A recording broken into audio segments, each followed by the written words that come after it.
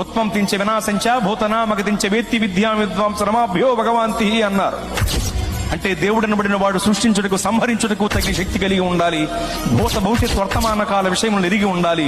ఈ అర్హతలు కలిగిన వాడే దేవుడు అని భావం. ఈ రెండు అర్హతల్లో మొదటి అర్హత సృష్టించటానికి, సంహరించటానికి కావలసిన శక్తి మహాశక్తి. అంటే మహాశక్తి కలిగిన వాడే దేవుడు, అనగా మహాశక్తివంతుడే దేవుడు. మరి మహాశక్తివంతుడు ఎవరు?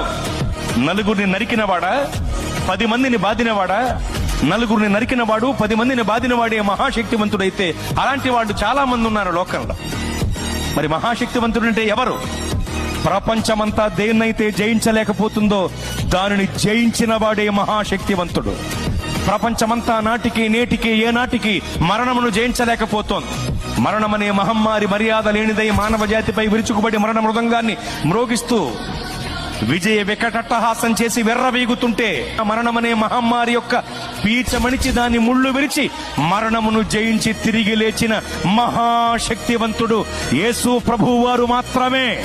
ఓ మరణమా నీ ముళ్ళు ఎక్కడ, నీ విజయం ఎక్కడ? నీ ప్రభువు అడిగితే మృత్యువుకు ముచ్చెమటలు పట్టాయి.